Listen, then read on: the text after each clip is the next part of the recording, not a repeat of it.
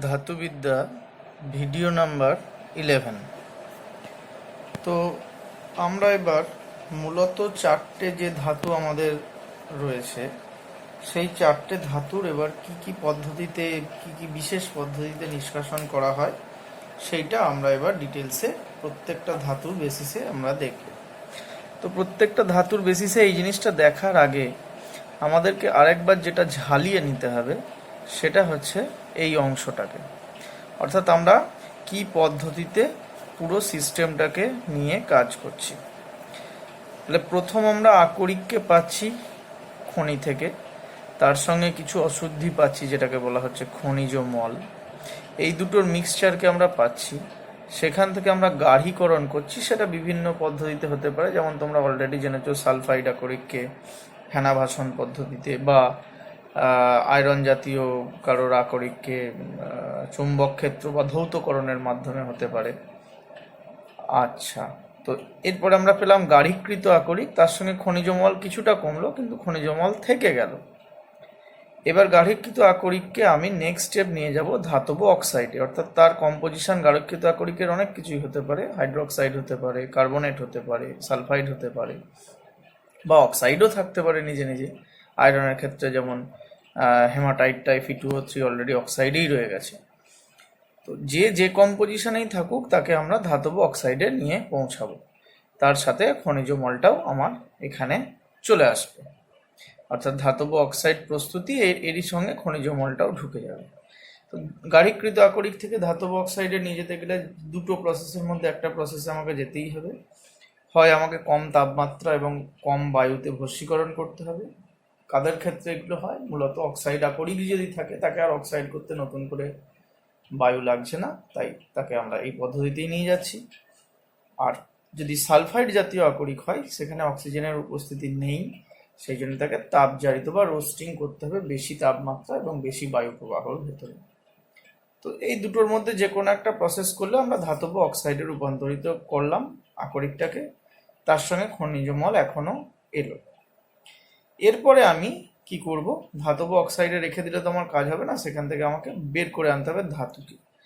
তাহলে সেই ক্ষেত্রে ধাতব অক্সাইডের পরে আমি দেবো একটা বিজারক পদার্থ, সেটা মূলত কার্বন দ্বারা বিজারণ করাটাই আমাদের কাছে শ্রেয়। তাহলে বিজারক, আর তার সঙ্গে দেব বিগালক, অর্থাৎ খনিজ মল যেটা থাকছে সেইটাকে যাতে সে ধাতু থেকে দূর হয়, তাই তার জন্য একটা বিগালকও দেবো। এই দুটোকে একসঙ্গে কম্পোজিশন করে আমি যদি একটা চেম্বারে হিট করি তাহলে আমরা অশুদ্ধ ধাতু পাবো, অর্থাৎ পিওর ধাতুকে পাবো না, সেখানে কিছু কিছু ইম্পিউরিটি থাকবে। তার সঙ্গে ধাতু মলটা আলাদা করে এই খনিজ মল আর বিগালক দুটো মিলিয়ে ধাতু মল তৈরি করবে, সেটা অশুদ্ধ ধাতু থেকে আলাদা হয়ে যাবে। আরেকটা স্টেপ হচ্ছে বিশুদ্ধিকরণ। সেই বিশুদ্ধিকরণটা আমাদের পরবর্তী ক্ষেত্রে দেখতে হবে। তো এই অশুদ্ধ ধাতু থেকে আমরা পরবর্তী ক্ষেত্রে কি পদ্ধতিতে বিশুদ্ধিকরণ করতে পারি সেগুলো আমরা ডিটেলসে আবার পড়তে বাধ্য হব। তো আপাতত যে চারটে ধাতু নিয়ে আলোচনা হবে সেই চারটে ধাতুর এই বিশুদ্ধ ধাতু অংশটাকে বাদ দিয়ে এই অশুদ্ধ ধাতু এবং ধাতু মল এই অংশটা অবধি, প্রথম থেকে এই অবধি আমরা ডিটেলসে আলোচনা করব। প্রথমেই আয়রনের ক্ষেত্রে যে সিস্টেমটাকে ইউজ করা হয় সেটাকে বলা হচ্ছে মারুত চুল্লি বা ব্লাস্ট ফার্নেস। এই ব্লাস্ট ফার্নেসের সব থেকে স্ট্যান্ডার্ড ডায়াগ্রাম এনসিইআরটির বইতে দেওয়া আছে, তো সেইটা একবার ভালো করে একটু দেখে নাও। পরবর্তীকালে একটা সিম্পলিফাইড ডায়াগ্রাম আমি এঁকেছি, যদিও সেটা দেখতে খুব একটা ভালো না, সেই জন্য আগে মেন ডায়াগ্রামটাকে দেখিয়ে নেওয়া দরকার। তো এটা অনেকটা বড়, অন্তত 6-7 তলা কি 10 তলা সাইজের একটা চুল্লি। এই চুল্লির দুটো আউটলেট আছে, এদিকে নিচের দিকে একটা আউটলেট আছে, এখানে মোল্টেন আয়রন অর্থাৎ গলিত ধাতুটা বেরিয়ে আসছে, আর এর ওপরের অংশে আরেকটা আউটলেট থাকছে, সেখানে ধাতু মলটা যেহেতু হালকা থাকে সেটাও গলিত অবস্থায় আলাদা করা সম্ভব। এর দুটো পার্ট থেকে এয়ার, হট এয়ারকে আমরা ইন্ট্রোডিউস করি হাপড়ের দ্বারা। হাপড় মানে হচ্ছে ওই আগেকার দিনে কামারশালায় হাওয়া দেওয়ার জন্য যে হাপড় ব্যবহার করা হতো, তো সেই ধরনের হাপড়, বড় বড় সাইজের হাপড় এখান দিয়ে দুটো সাইডে লাগানো থাকে, দিয়ে সেখান দিয়ে এয়ার পাস করানো হয় এবং এইখানটা কার্বনকে বার্নিং করানো হয়। তার ফলে হিট এনার্জি তৈরি হয় অতিরিক্ত পরিমাণে, এয়ারটা ঢুকছে, তাহলে এটা হট এয়ার হয়ে আর গরম বাতাস এমনিতেই আস্তে আস্তে আস্তে আস্তে উপরের দিকে ওঠে, তো এইটা উপরের দিকে উঠতে থাকে। এই সাইডের অংশটা পুরোপুরি ইট দ্বারা তৈরি, যাতে তাপ নিরোধন করা সম্ভব হয়, তাপটা যেন বাইরের দিকে লুজ না হয়ে যায় তার ব্যবস্থা করা হয়। এর 4টে অঞ্চল রয়েছে, আগের ভিডিওতে তোমরা দেখে নিয়েছো। এই পোর্শনটা একটা, এই পোর্শনটা একটা, এই পোর্শনটা একটা এবং এই পোর্শনটা একটা, এরকম 4টে অঞ্চল রয়েছে। এখান থেকে রিয়াকশন হয়ে যতটা রিয়াকশন হবে তার ফলে যে গ্যাসগুলো তৈরি হবে সেটা ম্যাক্সিমামটাই কার্বন ডাই অক্সাইড, তবে কিছু কিছু ক্ষেত্র বিশেষে বা সময় বিশেষে কার্বন মনোক্সাইডও কিছুটা তৈরি হবে। তাহলে এইটা পয়জনাস গ্যাস মিক্সচার, এইটাকে এই দিক দিয়ে আউটলেট করানোর নির্দিষ্ট ব্যবস্থা আছে। আর ওপর থেকে একটা কাপ অ্যান্ড কোন সিস্টেমে, একটা ভালভের মতন সিস্টেমে আমাদের ইন্ট্রোডিউস করার ব্যবস্থা আছে। কাকে কাকে? গাঢ়ীকৃত আকরিক, বিগালক এবং কার্বন, এই তিনটেকে একসাথে মিক্সচার করে আমার ওপর থেকে নিচের দিকে নির্দিষ্ট টাইম টু টাইম ফেলার একটা ব্যবস্থা রয়েছে, যেটাকে আমরা চার্জ বলছি। ওপর থেকে চার্জটাকে ইন্ট্রোডিউস করার বন্দোবস্ত রয়েছে। তো এরপরে আমরা চলে যাব আমার হাতে আঁকা ছবিটাতে। তো আয়রনের আকরিক, এখানে কিছু কিছু ইনফরমেশন আগে বুঝে ফেলতে হবে। আয়রনের আকরিক হচ্ছে Fe2O3। এর সঙ্গে অপদ্রব্য কি কি থাকে? সালফার থাকে, ফসফরাস থাকে, আর্সেনিক থাকে, সিলিকা অর্থাৎ বালি হচ্ছে এর মূল খনিজ মল। তাহলে এটাকে তাড়াতে হবে। তাহলে এটা অ্যাসিডিক একটা অক্সাইড, আমাকে বিগালক চয়েস করতে হবে কোনো ক্ষারীয় অক্সাইডকে। তো এটা করা হলো। এইবার আমরা ফার্স্ট স্টেপ গাঢ়ীকরণ করব। গাঢ়ীকরণটা যেহেতু আয়রনের অক্সাইড যথেষ্ট ভারী, ধৌতকরণের মাধ্যমে এটা গাঢ়ীকৃত করা হলো।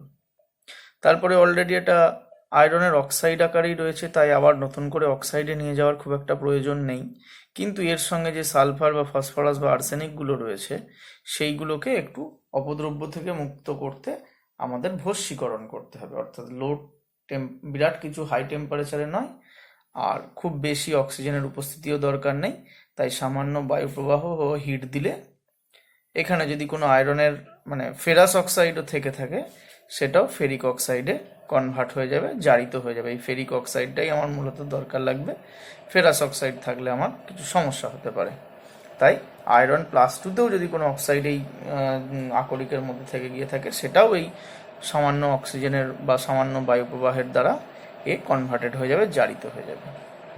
তো এই ভস্মীকরণের মাধ্যমে আমরা কি পাচ্ছি? এই যে S8 অক্সিজেনের দ্বারা সালফার ডাইঅক্সাইড হয়ে চলে গেল, আর্সেনিয়াস অক্সাইড, ফসফরাস পেন্টঅক্সাইড, এইভাবে এরা আলাদা করে এই অংশ থেকে সরে গেল, বা অনেকটা পোর্শন সরে গেল, হয়তো সবটা সরবে না, তবুও যতটা পারা যায় ততটা আমি পিউরিফাইড করে ফেললাম আকরিকটাকে।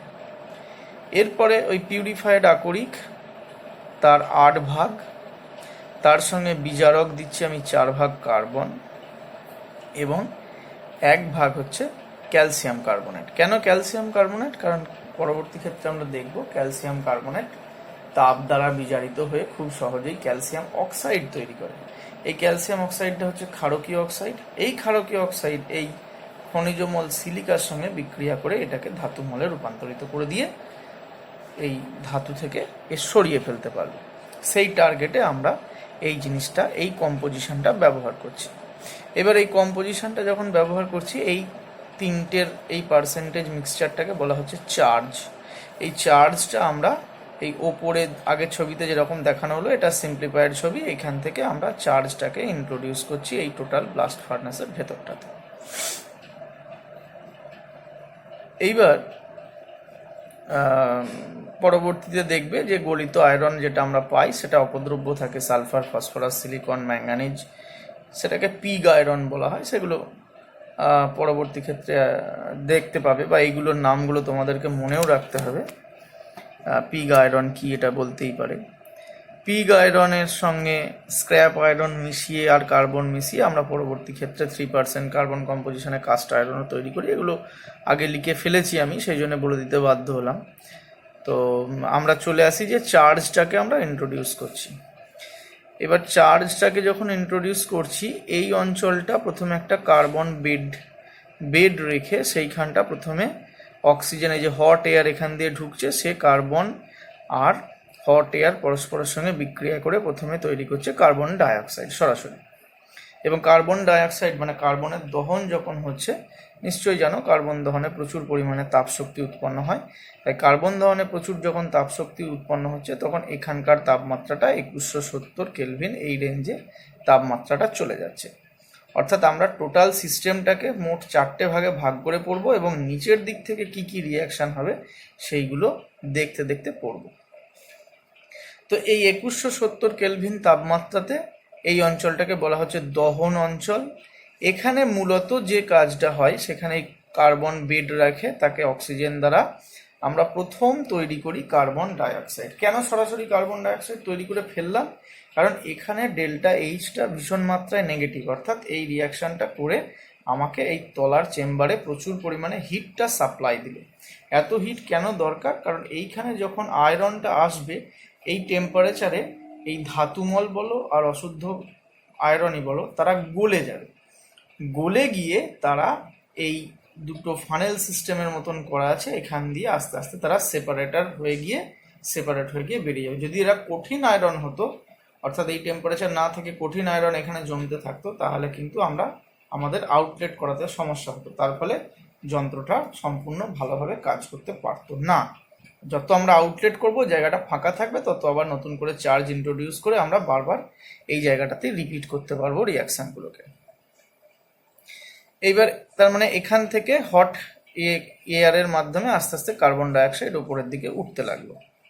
আর ওই দিক থেকে আমরা কি ফেলছি? উপরের দিক থেকে আমরা ফেলছি চার্জের ভেতরে আয়রনের অক্সাইড আছে, ফেরিক অক্সাইড, আর তার সঙ্গে আমাদের কার্বন আসছে এবং ক্যালসিয়াম কার্বনেট আসছে, এই অঞ্চলে আসছে, কিন্তু তারা এই অবধি আসতে পারে না, তার আগে রিয়াকশান ঘটে যাচ্ছে। তাহলে এই অঞ্চলটা হিটটাকে দিল। এবার নেক্সট এই অঞ্চলে এই তিনজনাকার মধ্যে চার্জের যে তিনজনকে পাঠিয়েছিলাম, অর্থাৎ আয়রন অক্সাইড, হচ্ছে ক্যালসিয়াম কার্বনেট এবং কার্বন, এর মাঝে তাহলে যে কাজ করছে সেটা হচ্ছে এইখানে আস্তে আস্তে নামছে আয়রন অক্সাইড আর কার্বন আস্তে আস্তে নামছে। যখন নামছে তখন আয়রন অক্সাইড কার্বন দ্বারা বিজারিত হয়ে যাচ্ছে। কেন কার্বন দ্বারা বিজারিত হয়ে যাচ্ছে? কারণ হাই টেম্পারেচারে কিন্তু কার্বন দ্বারা সহজেই আমরা ইলিংহাম ডায়াগ্রাম থেকে বের করে দেখতে পাচ্ছি যে এই যে কার্বন থেকে কার্বন ডাইঅক্সাইড, এই রিয়াকশানটা এই পার্টিকুলার টেম্পারেচার অর্থাৎ 800 ডিগ্রি সেন্টিগ্রেডের ওপরে উঠলেই কিন্তু আয়রনের গ্রাফটা ওপরের দিকে চলে যাচ্ছে, আর কার্বন থেকে কার্বন ডাইঅক্সাইড গ্রাফটা তলার দিকে চলে আসছে। তার মানে 800 টেম্পারেচারের নিচে এই ওপরে এনি টেম্পারেচারে গেলে কিন্তু আয়রন অক্সাইড কার্বন দ্বারা বিজারিত হয়ে যাবে এবং কার্বন ডাইঅক্সাইড তৈরি করতে থাকবে। তাহলে এখানে টেম্পারেচারটা অলরেডি আমার 800-র উপরে উঠে গেছে, 1000 ডিগ্রির কাছাকাছি চলে গেছে, 1200 ডিগ্রির কাছাকাছি। তাহলে এখানে অলরেডি এফিসিয়েন্টলি আয়রনের অক্সাইড কার্বন দ্বারা সহজে বিজারিত হয়ে যাবে এবং যেটা তৈরি করবে সেটা হচ্ছে কার্বন মনো অক্সাইড। এইটা আমার কাছে ভেরি ইম্পর্টেন্ট। আবার এই তলা থেকে যে কার্বন ডাইঅক্সাইডটা যাচ্ছিল, সে ওপরের কার্বন দ্বারাও খানিকটা নিজে আবার বিজারিত হয়ে পড়বে, দিয়ে কার্বন মনোক্সাইড তৈরি করবে। অর্থাৎ এই অংশে মূলত কার্বন মনোক্সাইডের সোর্স হিসাবে কাজ করলো। আমরা অলরেডি জানি কার্বন মনোক্সাইড সিস্টেমে দুজনাই বিজারক রূপে কাজ করে। তো লো টেম্পারেচারে কার্বন মনোঅক্সাইড বিজারক রূপে কাজ করে, আর হাই টেম্পারেচারে কার্বন নিজে বিজারক রূপে কাজ করে। তাহলে এটা হাই টেম্পারেচার রেঞ্জ, যেখানে কার্বন নিজে বিজারক রূপে কাজ করছে। এর ওপরে গেলে লো টেম্পারেচারগুলো শুরু হবে, তাহলে কার্বন মনোক্সাইড এখান থেকে আস্তে আস্তে উপরের দিকে উঠছে। এইটাকে আমরা বলছি গলন অঞ্চল। কেন গলন? কারণ এই যে আয়রনের অক্সাইডে কার্বন মনোক্সাইডের এই কার্বনের সঙ্গে বিক্রিয়া করে যে আয়রনটা তৈরি করলো, সেটা কিন্তু লিকুইড ফরমেশনে থাকছে। এই তাপমাত্রায় লিকুইড হয়ে গিয়ে সে তলায় চলে যাচ্ছে, এটা হচ্ছে গলিত অবস্থায় চলে যাচ্ছে, এটা গলন অঞ্চল। এর ঠিক ওপরের অঞ্চলটা হচ্ছে ধাতুমল গঠন অঞ্চল, অর্থাৎ এইখানে অ্যাকচুয়ালি কিন্তু ধাতুমল গঠিত হচ্ছে।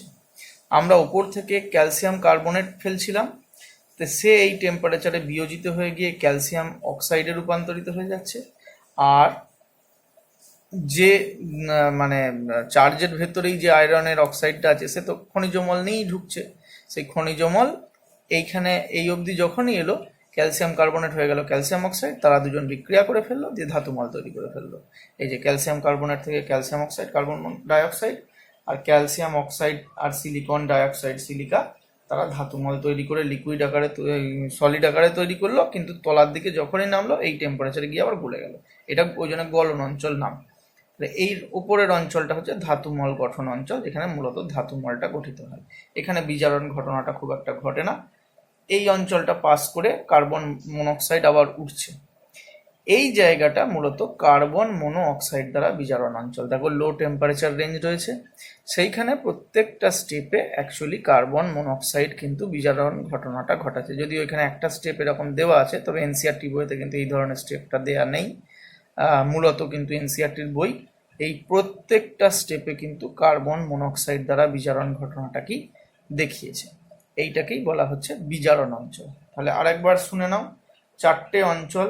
এদিকে কার্বন থেকে কার্বন ডাইঅক্সাইড তৈরি করলাম, হিট সোর্সকে সাপ্লাই করলাম, হিট তৈরি হলো, আস্তে আস্তে যত উপরের দিকে উঠবে তুলনামূলকভাবে ঠান্ডা হবে। আর একটা বিষয়, সেটা হচ্ছে কার্বন ডাইঅক্সাইড আস্তে আস্তে এদিক দিয়ে উঠতে লাগলো। এই অঞ্চলে কি হলো, এই অঞ্চলে কার্বন ওপর থেকে পড়ছে, কার্বন যেমন এখানেও ছিল কার্বন ওপর থেকেও পড়ছে মিক্সচারে চার্জে, সেই কার্বন আর আয়রনের অক্সাইড তারা পরস্পর বিক্রিয়া করে আয়রনকে তৈরি করে দিল। আর যেটুকু কার্বন ডাইঅক্সাইড এখান থেকে তৈরি হচ্ছিল তারা আবার কার্বন মনোক্সাইড তৈরি করলো। এবার যত কার্বন মনোক্সাইড তৈরি হতে লাগলো এবার আস্তে আস্তে উপরের দিকে উঠতে লাগলো। এই অঞ্চলটা হচ্ছে ধাতুমল গঠিত হয়ে গেল, দিয়ে ধাতুমলটা নিচের দিকে আবার মাধ্যাকর্ষণ শক্তির প্রভাবে নিচে নামতে লাগলো। এর ফলে আবার এই অঞ্চলে গিয়ে সেও গলে গিয়ে এইখানে জমা হতে লাগলো। আর যত উপরের দিকে উঠছে তত কার্বন মনোক্সাইড এই অঞ্চলে গিয়ে আবার প্রত্যেকটা ধাতুর মানে অক্সাইডকে আবার আলাদা করে বিজারিতকরণ করছে। পরীক্ষায় যে কোনো দুটো অঞ্চল বা যে কোনো একটা অঞ্চলের স্পেসিফিক রিয়াকশান আসবে, গোটাটা আসা সম্ভব না। হায়ার সেকেন্ডারি পরীক্ষায় যদি আসেও আয়রন থেকে, তাহলে হয়তো মেনশন করে দিতে বলবে যে মারুত চুল্লিতে আয়রন নিষ্কাশনের সময় দহন অঞ্চলে কোন বিক্রিয়াটি ঘটে, বা হয়তো গলন অঞ্চলে কোন বিক্রিয়াটি ঘটে, বা বিজারণ অঞ্চলে কোন বিক্রিয়াগুলি ঘটে সেইগুলো লেখো। এইভাবে কিন্তু আসতে পারে। তো এখানে বুঝতেই পারছো, এখান দিয়ে গলিত ধাতু নিচে, যেহেতু আয়রনটা ভারী সে তলার দিকে থাকবে, দুটোই লিকুইড, ধাতুমলও লিকুইড অংশে লিকুইড আকারে থাকবে, আয়রনটাও লিকুইড আকারে থাকবে। এখান দিয়ে আমরা আয়রনকে সরিয়ে নেবো, এখান দিয়ে আমরা ধাতুমলকে সরিয়ে যদি কোনো কাজে লাগাতে পারি সেটাকে লাগিয়ে ফেলবো।